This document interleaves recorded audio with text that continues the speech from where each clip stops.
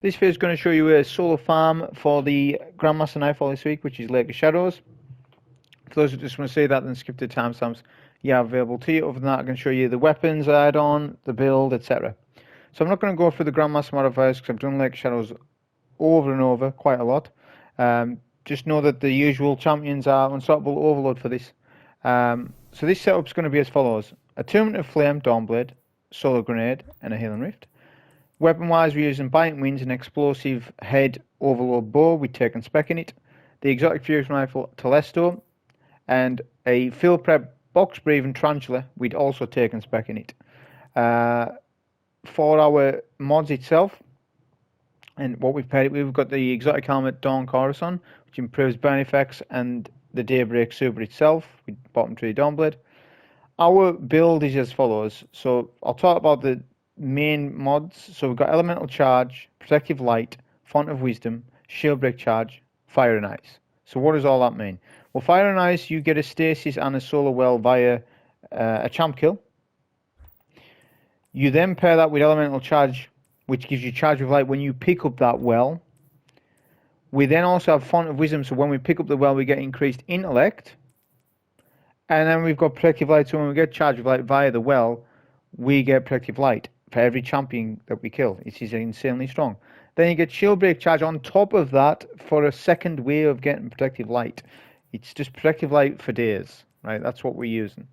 Because we want to be effective. This is like sort of more of a farm type thing. Other mods: Bomber on the class piece, so that's Solar, Particle Deconstruction, Fusion Rifle Scavenger on the boots, Solar Damage Resistance Concussive Dampener with a Tier 4 Resilience minimum, Unstoppable Fusion Rifle Overload Bow, obviously, and then Ammo Finders on the helmet. So a Fusion Rifle and a Linear, because we're using one of each. That's the setup I recommend that you use for this. So this is going to be our last Lake of Shadows solo GM this week, obviously because it's reset day, you know, so the next one's coming along. I'm pretty late at getting a farm video out for this because I didn't really think about doing a solo farm for Lake of Shadows. But I thought I may as well do it with a strategy that most people can pull off, because you're not using like military hammers where that's a high complex run where, you know, you need to be exact on everything that you're doing. With this setup, pretty much anyone can do it. So as you start off, you want to focus on spawn killing the Centurions. If you want to do this, like, you know, sub 30 minutes, 25 minutes, then you really need to optimize what you're doing in certain encounters. So the first thing I recommend is, as I say, take down the Arc Phalanxes with one shot, then switch to the Telesto, use a nade to spawn kill those. We can also get some additional damage to the champion if he's outside the Blight. If you go from this doorway, the Unstoppable will peek that Blight, and like you saw, he just peeked. And what we're also not doing is pushing the Scions. Don't push the Scions, because then they retreat, right? Especially if the Phalanxes are killed. But if you sort of wait until you get your second grenade, your second solar grenade will clear them all out because of bottom tree Dawnblade and the solar effect that it has on enemies, you know, the chain damage. So it just takes them all out. So your grenade is so valuable to you in this. That's why we're running a high discipline. We're not running tier 10 because I need to spec for a bit of resilience, which I'll explain why we've done that later on. But if you saw my previous runs, you'll know why tier 4 resilience is needed in this. Then we finish off the remaining damage on the Unstoppable, take down the Phalanx because you need to come back here, and then we just move on to the next Unstoppables. Obviously you don't take the first Blight down, that will save you tons of time if you do so. Then you want to focus on getting a bit of chip damage if you can onto that Phalanx, but he wasn't pushed enough outside the Blight. That's fine. We'll stun one of these champs here, and we'll get him on the second phase. Using remaining Telesto. And then we can get out all our reloads, and then obviously starting the next one. This is where the Font of Wisdom's coming in. As you can see, every time I'm defeating that champ, I'm getting them wells to pick up. So it's a really good setup, this. I could have went with high energy fire. I could have done that way to sort of speed things up a little bit. But again, it's just getting your Protective Light for every champ. So I think that's more valuable to people rather than just having a one cycle a champ. He's pretty much weak. He's finishable. So if you do enough damage, as you can see, if you get all your shots exactly perfect and use your box breathing. The only reason why I went Tarantula is just to sort of deal with the arc shields quickly. Other than that, I would have preferred to go Threaded Needle with the Vorpal weapon and Liquid Coils, but we had to go with the Tarantula just because of the arc shields, and it's actually really good at the boss fight because you can sort of get more damage out of each shot that you do. And just bear in mind, when obviously at a boss fight, the way I'm doing it, your ammo counts. Once you run out of the special or the heavy, that's no more special, no more heavy for you, because there's no more mercy ammo mechanic, and there's no shoot to loot bow in the kinetic slot. So your ammo really counts, the boss. We'll get a stun on the champion of the bus, get him half HP, then we can come over to this area. You don't need to go back to the other Blight. I did take out that first Blight, not the first, the second one, well, just because I was there to do it. But you don't need to go all the way back here, like back there. You can just come to the location I am here. It's much better, quicker to deal with the champs and things. We'll use the super here as well because it's well worth to do it. Save on ammo. We'll get the stun, of course, before we do that. And then we pick up another stasis well, solar well, sorry, to get Font of Wisdom going again, and then we'll finish him off on the second cycle with Telesto. Telesto's really good because of this. It gets max stacks of particle deconstruction from one shot. So when you pair that with a linear in your heavy, you're getting max damage out of your linear because of Telesto. Not only that, Telesto itself is really good. It's sort of like Jotun. Jotun's the same. It's really good. So it's actually one of the best setups this season.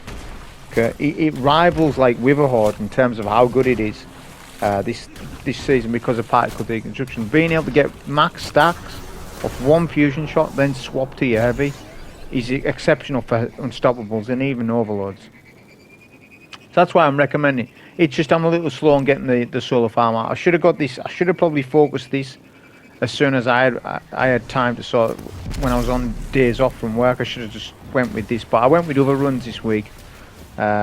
Using different exotics, a blue gear, a blue weapons run.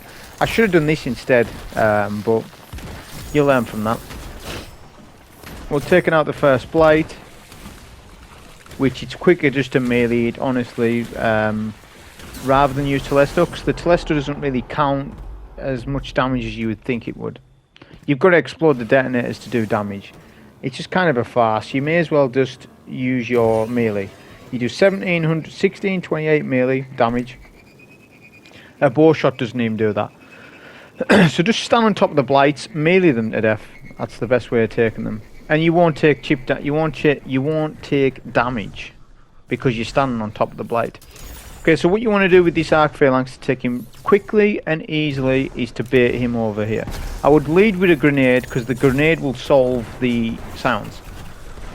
So then at that point you're just waiting for the shield break. Get a shield break with Tarantula and then finish off with Telesto, getting shots in.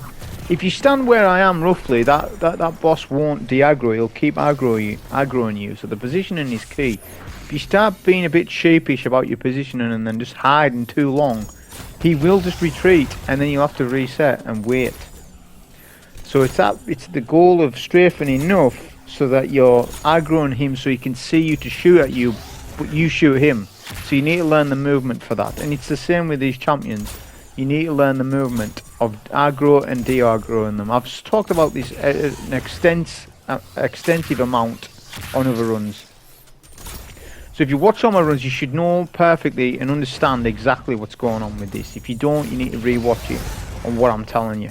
But it's just a case of just strafing in and out and find a bit of cover. For these double overloads, it's not a problem. You've got a box to your right, you've got a box to your left. I just go on the right side. As long as you've got a bit of cover next to you, then you're safe. We're going to use a little bit of Telesto here and there each stun, some heavy as well. Depending on how armor drops, just depends on how that goes. If you're going to do Telesto damage to an overload, do 2 shots minimum back to your bow. If you start doing 3 shots, you better commit to the kill. Lest he's going to enrage and you want to kill the champ in that phase of the stun. Okay? Pick up any ammo that you have, obviously, and then we can proceed to the next section. Now, obviously, because of my build, I've got the Font of Wisdom. It ends up being the case that I'll get my super for when I want it. This room's really easy. Don't overcomplicate it. You need to make sure you sparrow though. Sparrow through the corridor. That gives you that extra couple of seconds. Jump to the second platform, then the third. Grenade spawn kill the captain. Use a Telesto shot. Then super. That will take care of the one knight. And then you can super the remaining adds at the bottom. The only trigger for this room is the Solar Ultra, not the orange bar. But I'll take care of the orange bar because he'll melee you in the back. It's just worth to do it. So here we're going to show you the utility of Telesto stunning both champs, because each detonator that it does is counted as stunnable damage. This is true for a lot of sort of weapons that are unique exotic wise, where they're classing as stun damage. Like the Monarch's good on Overlords because poison damage is classed as Overload. Devil's Ruin's good because it's beam. You can double stun Unstoppables. So there's a lot of things like that. Jatun's really good because its solar damage effect it does stuns Unstoppables, not just the direct hit. So this is why I'm recommending Telesto, because it just puts out such consistent damage, and it's really good ammo wise, especially when you've got your scavenger on, your boots. You can really spam your Telesto, and as I say, your 2 cycling champs, even sometimes 1 cycling champs, really easy with this setup. I'm wanting to get this champ to sort of push me, but he's not, so I just forget about it and then kill him outside. And then we're going to have to push outside for the wells, because I want those wells. I want the Protective Light back because I've lost it.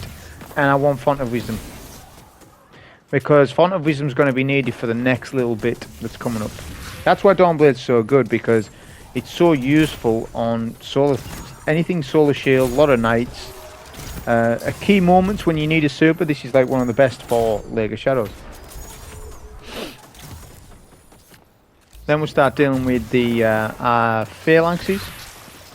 They're not shielded, so that's fine.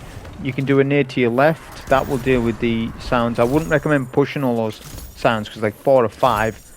And they will just duplicate and hit you really hard. So the nade is where it comes in, so make sure you nade left.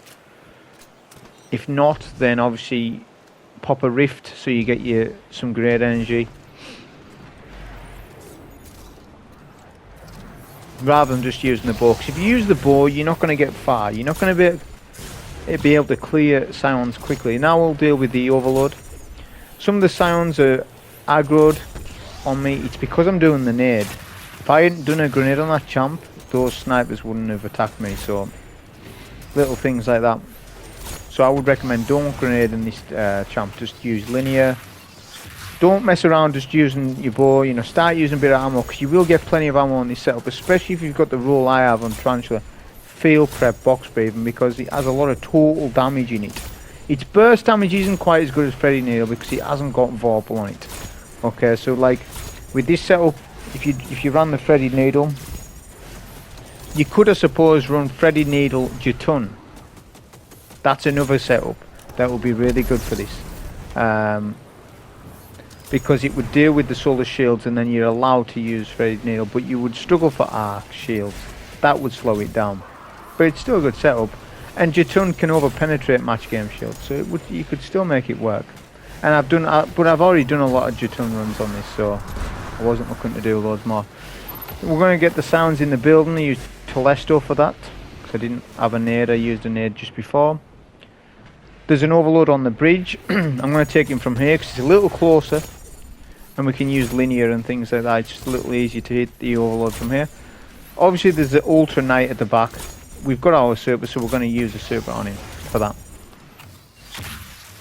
But you need to take down the Overload first. You must do that. If you don't do that, your super is going to track the Overload rather than the Solar Knight. And we don't have a solar weapon on, so that's where your super is so important for this bit. There was still one sniper left. He pushed, which was good for us. Then we'll get up on top of a perch here. The Ultra Knight is de-aggroed, so we will need to aggro him because he is behind a box. Your super will do less damage if he's behind cover. So you don't want that. You want your super to totally deal with the Knight. And then just aim up with your flames, like pretty high, not too high, but high enough so that they track him. Because the super does track, but not every wave will. It just depends on, you know, it's not going to track if you completely aim the other way of the Knight. or whatever target you're doing. We'll get a stun on the Overlord and then we'll jump over. We was wanting to take the Unstoppable first because the Overlord does that. He will retreat when there's a Unstoppable up. So this lost us time because of this.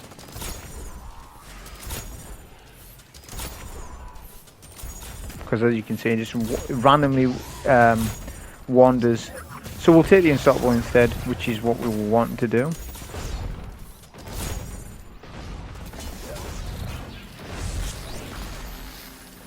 Do a healing rift, get our nade back. We're going to use our nade here to damage. The Overlord will enrage, so you've got to be mindful of that because you're doing a lot of splash damage, and that Overlord isn't overloaded, so he's going to be burned as well. You can see the 198 burn damage. That's Dawn Chorus. So he's going to be enraged longer than what you'd think. So we're just going to wait for that enrage to stop. Okay. Then we'll come to this location. This is another place to take an Overlord, which is really good.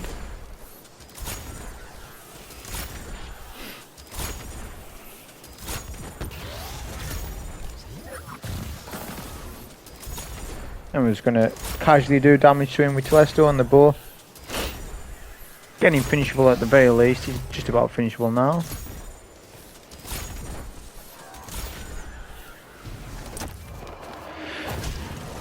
We get some ammo as well, and another Font of Wisdom, which is great. We're halfway to a super, which we're going to need that soon. With this room, I'm going to Telesto the Thrall in front of me, and then I nade to the left. That will then deal with two things. Two things that are going to get in the way of you killing that Unstoppable.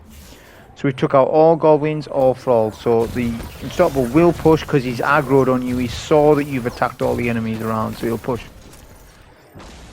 And then what we're going to do is bait a stun, like bait him to do his shield bash, but strafe it. If you bait that, it'll allow you to get a second stun in this corridor room without having to go outside, which means you've dealt with the Unstoppable. Now it's just the Solar Knight, or the Solar Knights. There's 3 Solar Knights, and Overlord. Again, it's not too bad on this setup because the Goblins will get in the way a little bit. I'm not going to lie. You can use Telesto, that will sort of stun them. But ideally you want to do the Solar Nade. That will then take down the shield because all the solar will spread. And then we can easily deal with the Solar Knight. Looking at our ammo, it's really low. I'm getting plenty of special though, but my heavy's kind of low, so I'm going to sort of ease off from using that a little bit. And we're going to take out any remaining Goblins. I'm just looking up top just to see what else is left in terms of ads, because all you want left is the Overlord and the Solar Knight. We're going to go to this pillar here. We're going to pop a healing rift. You're going to need a healing to survive all this. What we want to do is stun the Overlord so the Overlord doesn't get enraged, like right away at the very least. He's stunned, so we can do Solar Nade, and then we're going to fight. We're going to peek shoot from the right, because I threw a grenade on the left side, so you peek from the right. And that's the same if I threw a grenade at the right, I would peek left. Because wherever you peeked last is where he's going to do his Solar Flames. Right? So you have a higher chance of surviving if you do it like that. Rather than, say I peek left, throw a grenade, then start doing Telesto from that left side, I'm going to die. Chances I'm going to die because of that. So you've got to just bait the Knight by just going left and right at this pillar. Now what we want to do is kill the Overlord. So the Overlord will move depending on where you stand, right? So the further you are up the stairs, the more likely he will go up the stairs of the other side, which is what you don't want. Because then if you push up to where the Overlord is, the Solar Knight will spawn in. You don't want that Solar Knight spawning in until you have dealt with this Overlord. So dealing with him on, the bottom of the stairs or halfway up is good. Just strafing, obviously not hiding too long, because if you hide for too long, the Overlord will go up the stairs and you'll have to reset the champ, which isn't ideal. So just doing that little simple thing of strafing like that behind, near the stairs, like at the bottom of the halfway up the stairs, helps you to take the Overlord. They will then spawn, sort of get a grenade in to spawn kill a lot of these ads. Solar Resist and Protective Light helping us out there, so I can play a little bit more aggressive because of that, and sort of kill that Knight as soon as, because the Knight can be a pain. But the quicker you deal with him, the easier it is. So with this room, you need to take out the goblins, of course. I mean, technically they're not a trigger. The only trigger is the wizard to bypass this room. So if you're on invis, if you're on any invisibility class, you can just skip this, kill the wizard, and then move on. On this class, not so much. I wouldn't recommend it. And plus, if you were low on ammo, it's a chance to get more ammo back to make the run a little bit more consistent. It's not a full speed run, I would say. This is more of a farm run for somebody who wants to know what an effective loadout is for this. And this is a really effective loadout. Well, now we're trying to aggro the wizard. You do that by just shooting the pillar. Get the attention. We're going to get a shield break. Then we'll jump over the other side and use super. Because we don't need the super at any time immediately. Right? We're now getting some ammo. There's an ammo brick under there. I was trying to see if I could get it. I couldn't. Then we want to get past this taken wall. This taken wall can one-shot you. Because sometimes it double blasts, and if it blasts you into a wall, it will. So just be careful of that. Don't wipe a run just because of that. We'll do a solo nade here, jump in the air so that all the taken thrall die to my nade, which is good. Got no ammo, but that's fine. I am max now, so that's good. Now we'll take the overload. He's aggroed. He should be aggroed because of what you've just done with the thrall. Just depends on how quick or slow you are. If you're slow with the thrall, the champion will be de-aggroed, and you'll have to deal with the scions round the corner. Then he'll aggro on you. So just doing that little thing of just nading them and then quickly going here, the overload should be there for you. Use a bit of Telesto damage on him. It's good. We have another solo nade for this bit. So we'll nade round the corner, then hide so all the scions sit in that grenade. Then when there's an orange bar goblin, pick up another solar well for Font of Wisdom. And that's that dealt with. Then there's 2 more overloads. I stand on this pillar here, really good to do so. And then we can just sort of quickly deal with the overload from here. It just means that if you deal with him on the stairs, you've got nowhere to strafe him, outstrafe him. It's a bit more difficult to do that. Because you've got no cover to your left or right. So, you know, just bear in mind, obviously, these snipers one-shot you if you're below tier 4 resilience. So if you're tier 3, tier 2, tier 1, he will one-shot you. Unless you have sniper damage resistance and then tier 3. But that means you sacrifice a concussive dampener or a solar resist. So the sweet spot, I've mentioned several times, the sweet spot for this GM is solar damage resistance, defends against knights, concussive dampener, defends against a whole host of things that does splash damage to you in the strike, and then tier 4 resilience helps you survive the snipers. That isn't the same rule for any other GM though, right? Because each GM has its own sweet spot for resilience and what element you go, whether you go concussive, whether you go sniper, damage resistance. It depends on what you're doing on the GMs. But for this particular one, that's the sweet spot. We're going to stay up here, do a solar nade for the solar shielded knight, do a bit of Telesto, and then finish him off. We'll then do a healing rift just to sort of get some great energy going. We'll deal with these 2 thrall.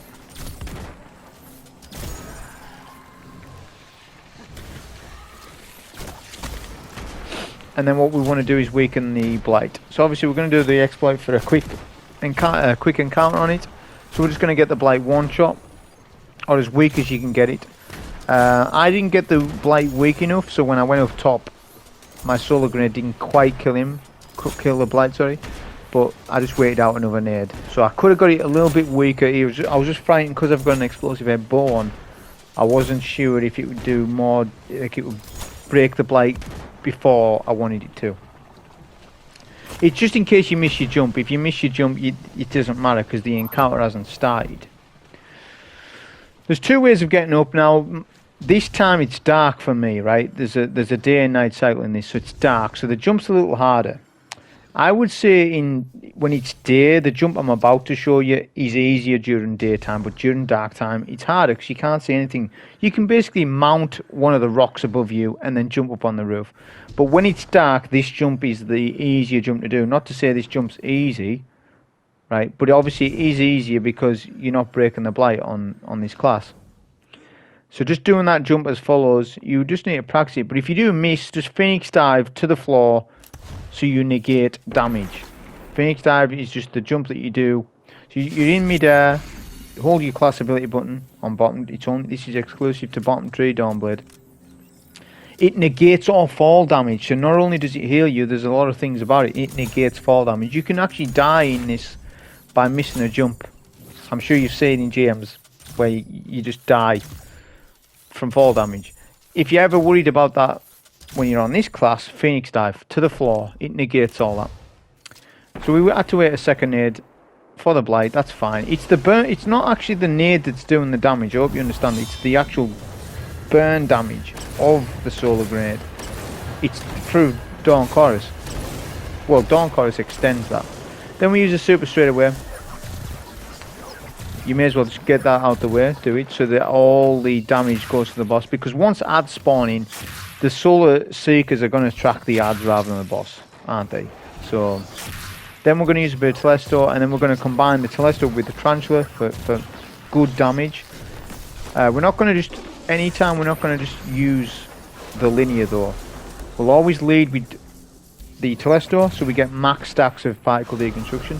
Then we'll combine that with box breathing, which is getting us 33,383 damage, which is really good, right? And we're doing it like that, so we're optimizing our ammo, because it wouldn't be good just to sort of melt in without the box breathing, or not be using Telesto when I should be.